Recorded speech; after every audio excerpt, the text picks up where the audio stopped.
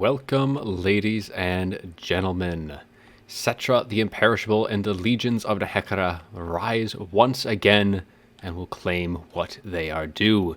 We have a Warhammer World Championship matchup today between Maker on the Tomb King side, and we have Red Salamander, who will be commanding the Lizardmen in this first game of a best-of-3 series.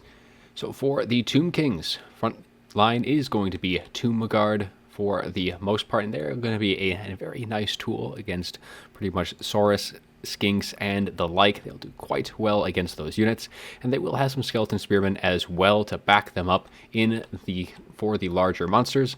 And then there is also the Kepra Guard, who is a very, very fearsome duelist for the infantry department, and they'll do very, very well if they don't have some kind of counter to them in the forms of spells, rock drops, or something of that nature, because they will wreck any kind of infantry that the Lizardmen are able to bring. For the larger monsters, we do have some Sepulchral Stalkers going to be rolling on in with their very nice ranged attacks, which can do very well against the larger units of the Lizardmen. And there is going to be double Greatbow Ushapti as well. Once again, just bunch of units to deal with the large dinos. And for the Lords and Heroes, it is going to be Setra the Imperishable. He is, of course, being on foot, which is not something you traditionally will be seeing him in. Usually he will be either on horseback a little less often, but mostly he will be on his Warsphinx or on his chariot if you are going to be seeing him. And he is going to be only bringing one spell, and that is the Dujaf's Incantation of Cursed Blades, giving things a little bit extra weapon damage and armor piercing. And then we have a Lich Priest of Light, who will probably be doing most of the spellcasting, or at least most of the Winds of Magic, with the Net of Amnentok. And Net of Amnentok paired with the Sepulchral Stalkers and the Greatbow Ushapti can do a lot of damage to really any like Carnosaurs, Pterodons, anything of that nature. And we also have some Necron Horsemen spread throughout the battlefield, one quite a way down the ravine there. Otherwise, that is going to be it for the Tomb King side, so let's swing on over to what the Lizardmen have to offer. And for the Lord, it is going to be Krokgar. Krokgar is going to be on his mount. He's going to be on his Carnosaur this time. He will just be sitting here on his Cold One. So the Cold One, he will be bringing his Hand of the Gods, which is actually a really good spell, or not really a spell, good ability against the Tomb Kings, especially their lords, because it does do fire damage, and all of the lords for the Tomb Kings are weak to fire, so it can absolutely nuke them very, very effectively, considering they are able to hit them. Now, actually, Setra being on foot will help that, because on foot, the first one usually does knock them down, and then they proceed to miss most of the damage from the rest, but if they are on horseback or anything bigger, that can do quite a bit of damage. Then we have the swiftness of Itzel as well, which has a nice little explosion around him, but then gives him a nice little bit of speed to boot. We have Deadly Onslaught, and we also have the Sacred Spawning of Zoatl, which gives us another 22% physical resist and 18% vigor to boot.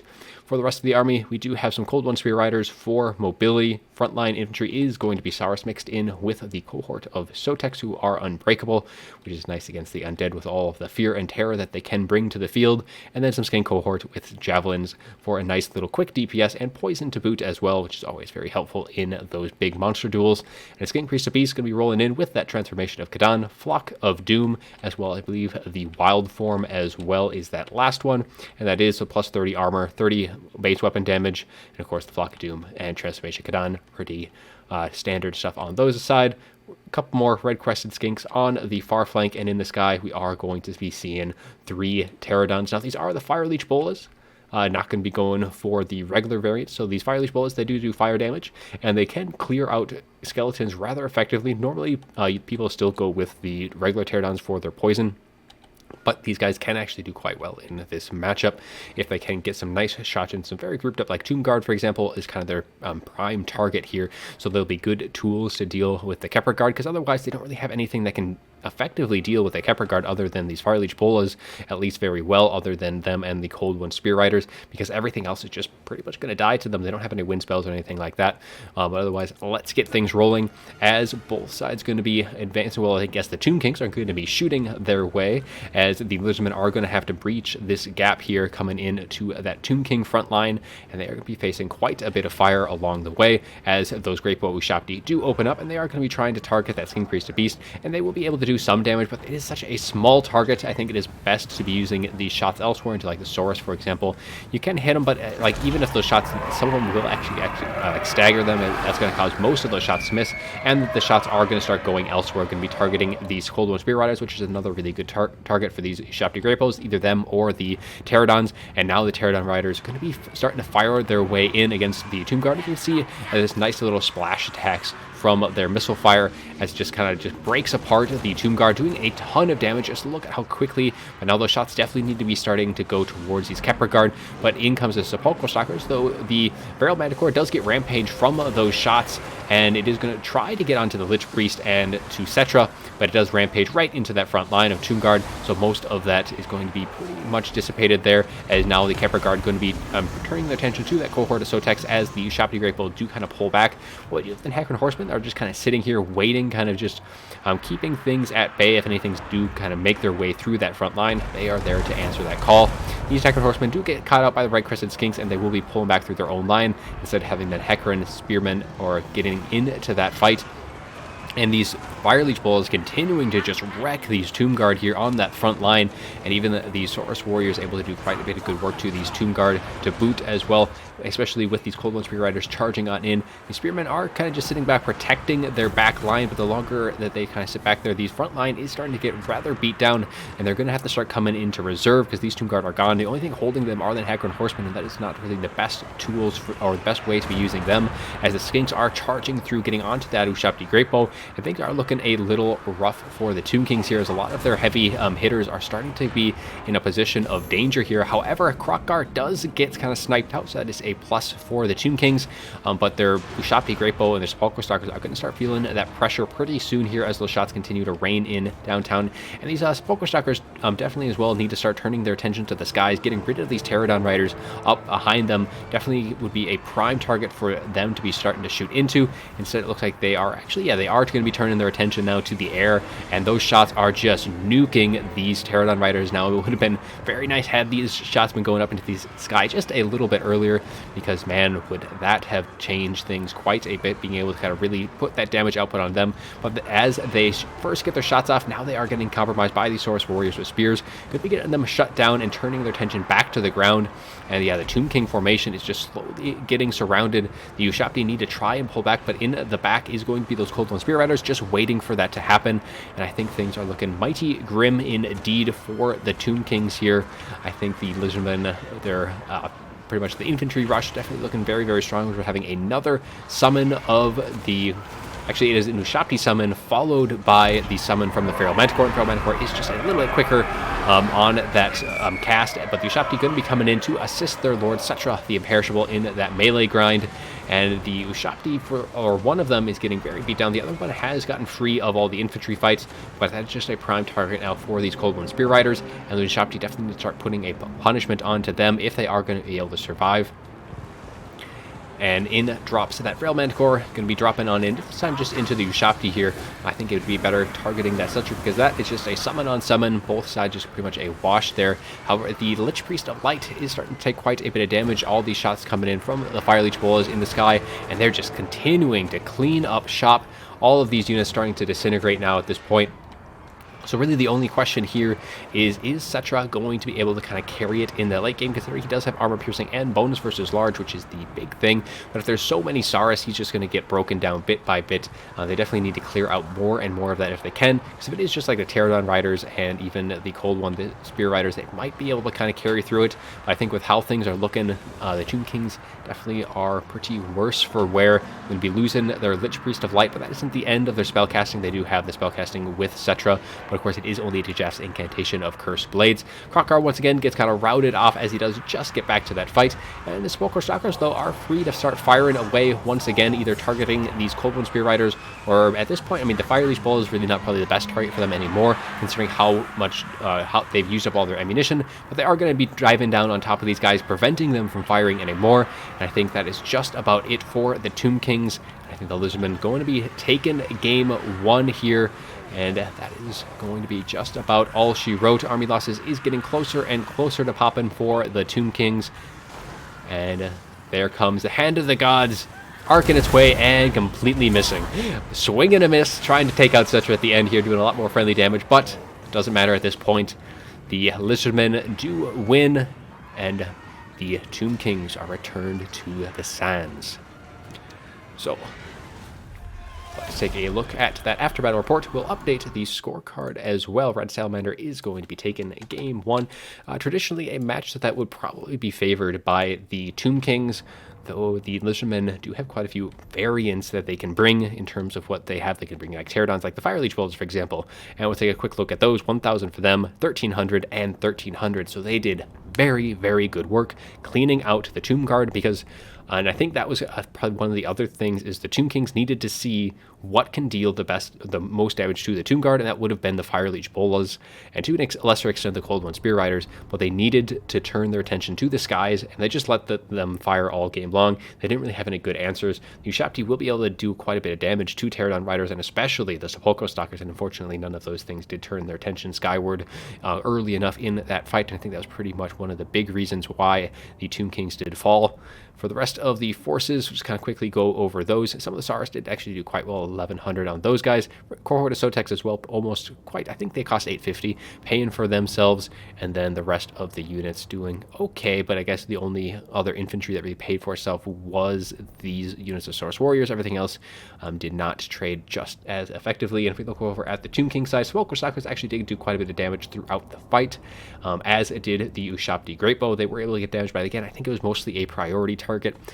Getting rid of the Pterodon Riders would have generated some decent value, but also would have allowed the Tomb Guard, for example, to perform a lot better, and none of them really did that well. This one only getting 96, and even the Kepler Guard getting 300, and otherwise the rest of the forces, the Nacron Horsemen also, they didn't necessarily have the most ideal engagements. They're kept in reserve for probably a little too long. They need to be a little bit more aggressive, trying to countercharge the Spear Riders, and probably putting a little bit of pressure onto the Skink cohort, getting those rear charges in where they could.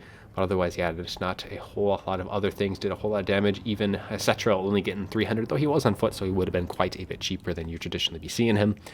But that is going to be it for game 1. So we're going to roll right on into game 2.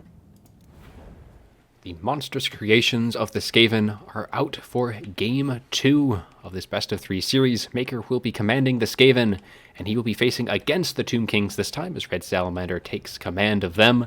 So for the Skaven side, it is going to be Skaven slaves for that front line.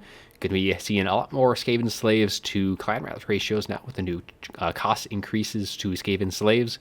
And then we will be seeing also 4 Night Runners with slings in the back, and they will be doing a nice little bit of poke damage into the Tomb King forces. For the large units here, we are going to be seeing double Chieftain coming on in, and they are both on their mounts with a couple of Brood Horrors as well. Brood Horrors did get a nice little, or not nice, they've been getting a little nerf, so they have a lot less, or they have less melee defense. They also cost 100 more per unit, and before anyone does kind of mention, the Chieftains do not actually count as SCMs for the tournament rules.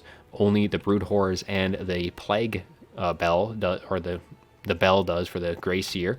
For the rest of the force, we do have the Pit Fighters of Hell's Deep. They do have that Berserk ability, being the ROR, and that Grey Seer going to be rolling on in. Now for the spells on him, we are going to be seeing the dreaded 13th, very nice long-range explosion with that Storm Vermin summon, and then we are going to be seeing the Vermintide as well for some clan rats to boot. We have the Warp Storm Scroll, which is a very nice ability, can be able to do quite well against any flyers, so Carrion, if you're particularly worried about those, if you do hit all of the units at once, and considering it is an AoE, it will pretty much just completely kill off the unit, and of course has that Arcane Conduit being the Grey Seer. Poison Wind Globadiers as well in that second line. Poison Wind did get a little bit of a nerf as well, so it does take a few more units in the targets that it hits to really get its max damage. And then we have the Nanny Boo Boo Sharpshooters, the Warplock Sails in the background, and they do have some nice abilities, as they do have Snipe, which makes them stay hidden when they are firing until units are able to get close enough to really spot them. So if you are worried about like artillery, for example, the Nanny Boo Boos will be able to dish out the damage without taking it in return. Now for the Tomb Kings, we do have triple carrion, and they are definitely going to want to be spreading themselves out if they do take a look at what that Grey Seer has brought, considering that Warp Storm Scroll will do a ton of damage to them. For the rest of the units, we do have Skeleton Warriors in that front, then going to be backed up by Skeleton Spearmen, plenty of those, and then we have some Tomb Guard and Tomb Guard with halberds as well, going to be sitting in the back protecting those Screaming Skulls with some more Skeleton Spearmen to boot. And these are warriors on the two flanks.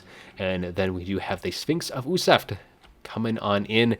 A rather risky pick to an extent, because the Jezzail's Warp Lightning Cannons, for example, can do a number onto this guy, but against like Brood Horrors, Chieftains, the Grey Seer, he's going to be able to pretty much kill every single one of those. He is a master duelist, and of course that fire damage to boot will do even more damage to like Packmasters or the Brood Horrors, who do have that regen and are weak to fire. We are going to be seeing Grand Hierophant Katep going to be rolling in on his Casket of Souls. And with the map, we take a look at what he'll be facing. He'll have some nice protection against any Jezzails or any Warp Lightning Cannons. So that's a very nice little heads up on the map choice on his side.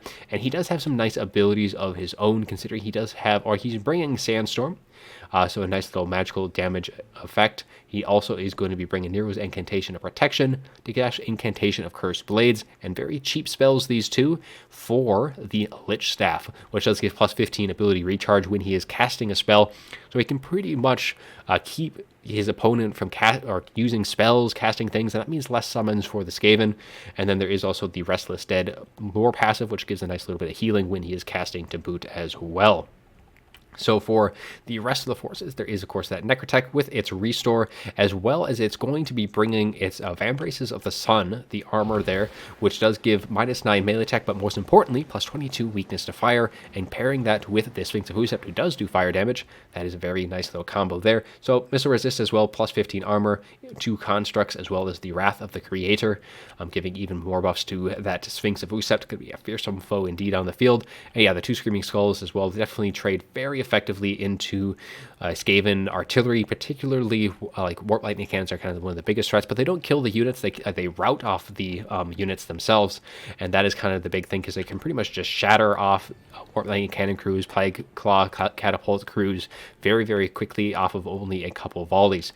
That is going to be the armies, so let's get things moving, as the Skaven going to be pushing up, taking the crest of this hill, while the Tomb Kings as well going to be putting a bit of distance between their front line and the back of the Screaming Skull. These carrion, for the most part, just kind of scouting things out, and very shortly we are going to be seeing these Screaming Skulls start firing away as the Skaven crest right into the range on their items, and also the Casket going to be firing on in. The other thing with the Casket is there's not a whole lot of super beneficial targets to be shooting in. Honestly, the Poison Wing Globadiers might be the best targets for them to be hitting. Everything else is just going to be Skaven Slaves or very spread out Night Runners.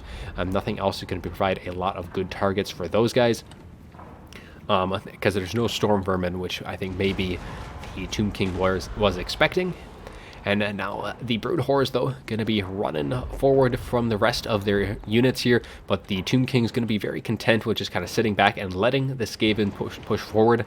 And that may or may not be the best idea here. They will be just using their Brood Horrors, because for the time being, as long as that Sphinx isn't close by, they'll have free reign to do whatever they want at this point. There's no like Great Bow Shopti, and there is that Warp Storm Scroll, which does a ton of damage to these units. You can just see that health starting to slowly but surely melt away on all of these, so it does cause damage. It does slow them down as well. And honestly, if they had paired that with those Night Runners, Slingers may have done a ton of damage. So overall, it's taking them all below half health already, and very well might even be able to start them crumbling. So these guys are starting to crumble as well, and so they didn't outright kill them, but they did start the crumbling on all of the units.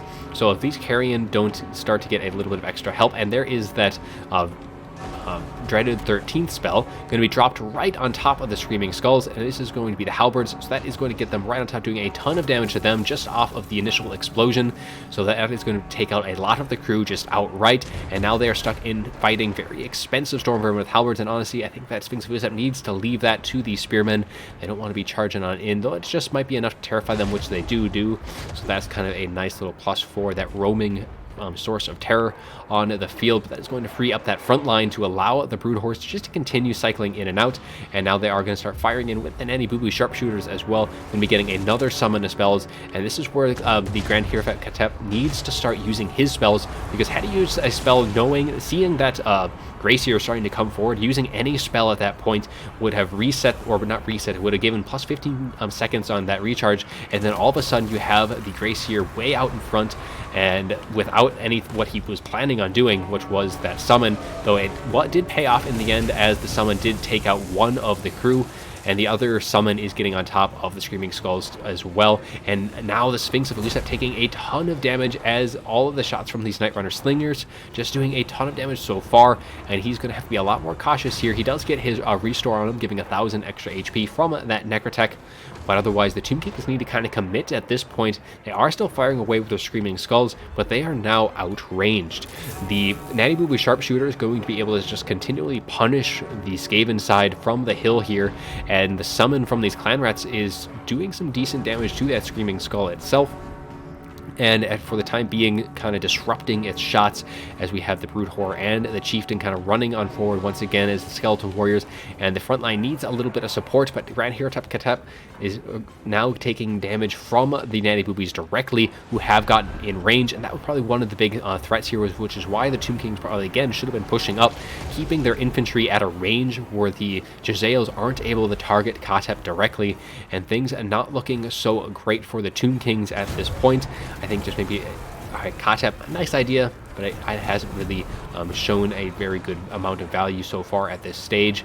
And the Gracier now going to be kind of pushing on forward. Not a whole lot of threats except for that Sphinx of Uset as before. But we are going to be getting a summon of the Ushapti right on top of the Natty Boo Boo Sharpshooters, and we'll be seeing if these guys are going to be getting out of the way or not. Does not look like that's going to be the case. Ushapti do come in, but the Brood Horror and the Chieftain is nice and close by.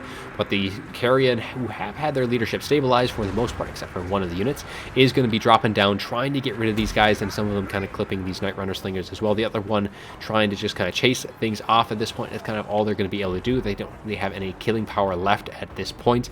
The Poison Wing Globadiers going to be firing in to those Skeleton Wars, completely getting rid of them, doing a bit of friendly fire in the process, but getting rid of the infantry for the Tomb Kings. And now, at this point, they can now turn their attention to the Tomb Guard and the other very expensive units for the Tomb Kings. And Hierophant Katep taken more and more shots, a few shots still coming through that engagement with the Nanny Boo Boos. Well, he has for the most part been able to stay alive after this point, but at this point the Sphinx of Usept, who is a monster dueler, he is not going to be able to duel 4 single entities in this capacity. Brood Horror is going to be continuing the cycle charge, so everything is just taking its turn, while the Pit Fighters of Hell's Deep kind of just surround this bad boy, and they are taking him down very, very quickly. And then the Necrotech will be all that is left for them to deal with, though the Sphinx of Lucep is able to do a ton of damage to that Brood Horror, and actually just outright shattering it with those fire attacks, doing a ton of damage that way. Now the Chieftain is probably going to be on the docket for the next target, but he's not going to be able to finish off all 3 of these before it itself does fall. And the infantry, for the rest of the infantry for the Tomb Kings, is now committing, as the Screaming Skull Catapult is able to continue firing away. And honestly, the Gracier might have enough Winds of Magic at this point for another dreaded 13 spell to finish these guys off, but at this point, not really worth it because they've already used up all their ammunition. Natty Boo Boo Sharpshooters have been brought back online, and they will be looking to finish off Katep once and for all this time. The volleys raining on through, and we do get a nice little bound scorch going through these Tomb Guard with halberds, doing a ton of damage to these guys. Brood Horror looking to finish the job, and down goes Katep, and with him gone, that is pretty much going to be it for the Tomb Kings. All they have is the Necrotech. They do have some Tomb Guard, but the Tomb Guard are going to fall victim to these Poison Wing Globadiers very, very quickly too, especially with all of them facing off against one another.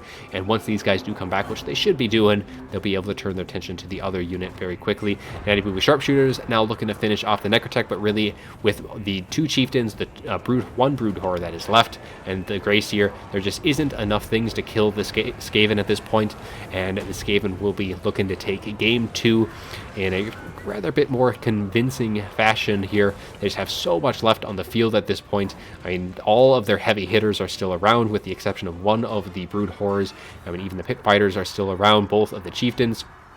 And the other Brood Horror is stuck in melee with a Tomb Guard, but at this point that is going to be army losses. Skaven take it, and we'll be seeing Game 3 coming up after we take a look at the after-battle report of Game 2.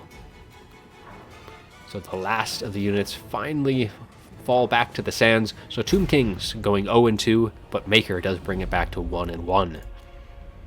So update the scorecard as well, then we'll take a look at all of the lovely numbers in that after battle report here real quick. So for the Tomb Kings this time around, the Tomb Guard with halberds and regular Tomb Guard not doing all too hot, and the carrying themselves, as I was saying at the start of the match, they definitely needed to spread out, because all 3 of them got hit by that Warp Storm Scroll, and that was a ton of damage to all of those units, and that Grey Seer's Valley definitely kind of reflecting that damage dealt. Rest of the Tomb King infantry pretty much doing absolutely nothing.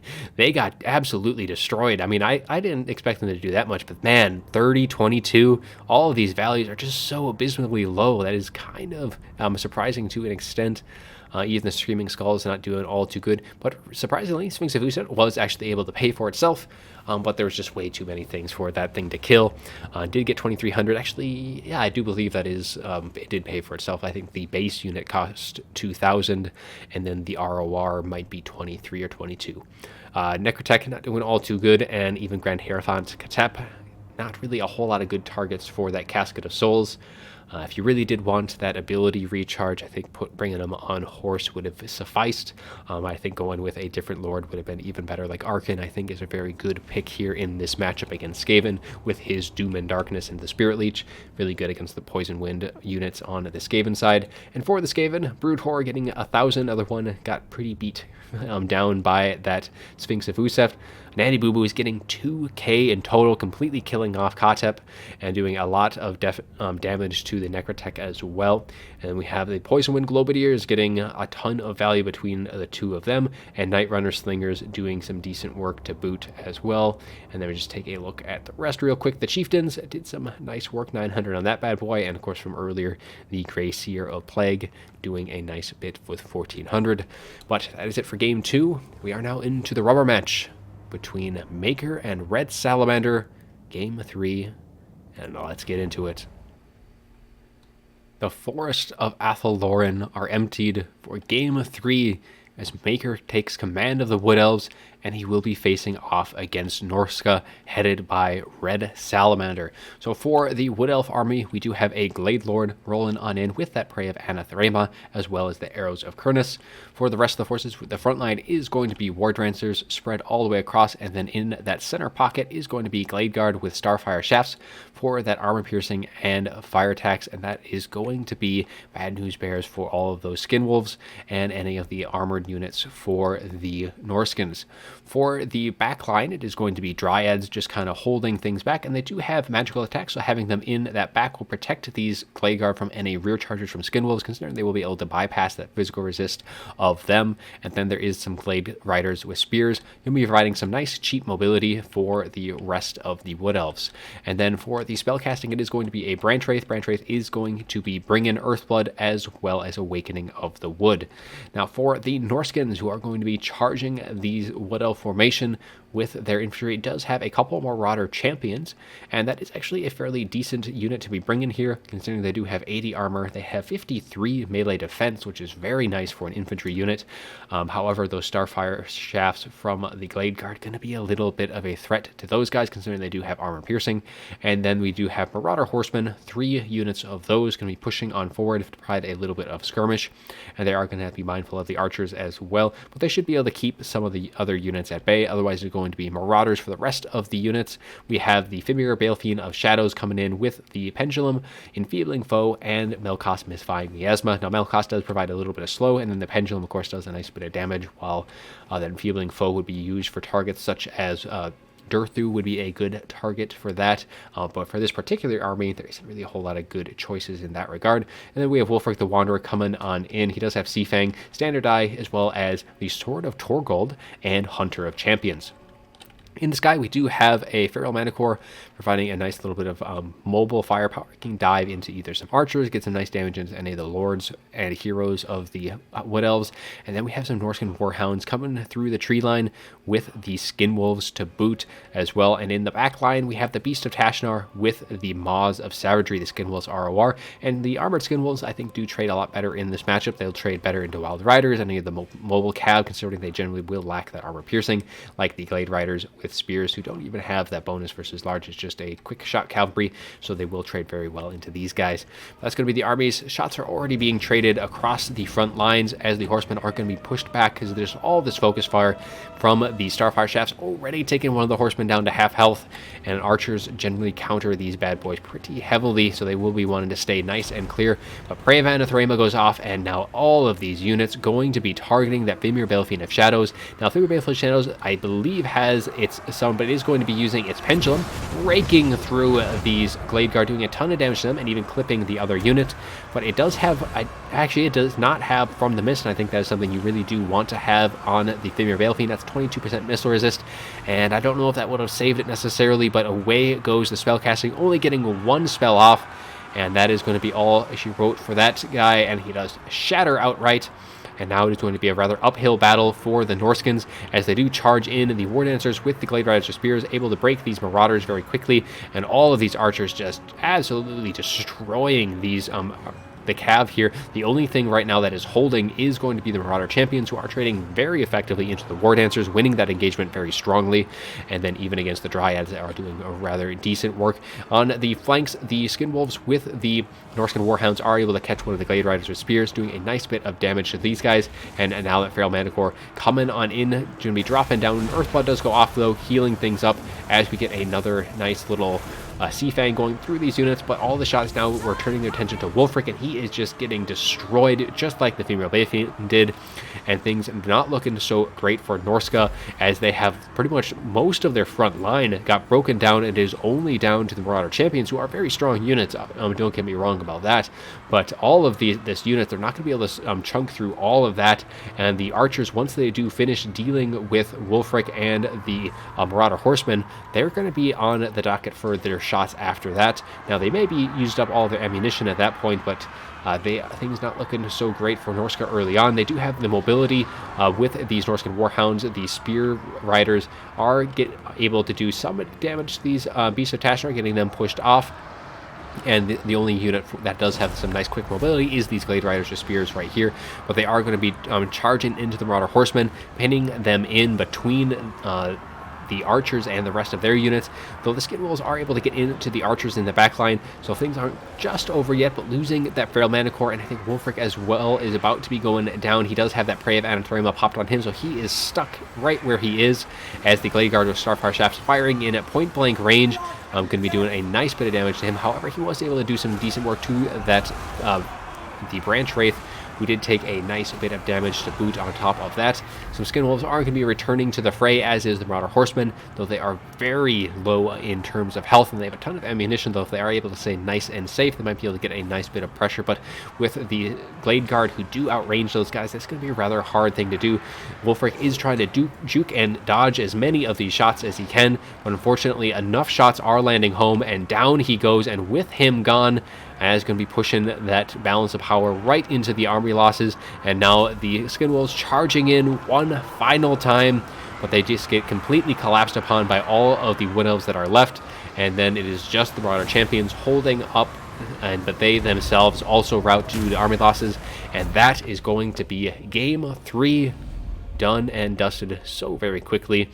Norskins just did not have the firepower to combat all of those archers. Let's take a look at the after battle report as well as update the scorecard as well. Maker does take the series 2-1, and that is going to be it. So let's take a look to see how things did in this fight. The Maws of Savagery getting 666 for their damage value. The rest of the Skin Wolves didn't really do all too well either. And then even the Feral Manticore did pretty poorly to boot as well. And then we just kind of take a look through all of these. Not really expecting any very good values. However, the Marauder Champions, this unit was able to get 1300. They do trade very well into the War Dancers, and they definitely showed it in this battle here. And The only reason I think they really had the time to do the damage that they did is because all of the Glade Guard of Starfire Shafts had a lot better targets to be shooting at that provided more of an immediate threat to their units. Otherwise, that Femur Balefiend was able to get 600 off of a single Pendulum cast, but losing that so early on really did hurt, as well as losing Wolfric before he was able to do too much damage. And we take a swing over to the Wood Elves, kind of see just how all their units did. All of their archers doing very good, so 700, 1100, another one 760, 1100 on those guys, and 1000 on them. So yeah, they were definitely the bread and butter of this Wood Elf army. War Dancers were able to break the Marauders very quickly, though not so much for the champions. And then the rest of the units, even the Dryads, I think most of that though was against those Skin Wolves, considering they do have magical attacks to bypass that physical resist.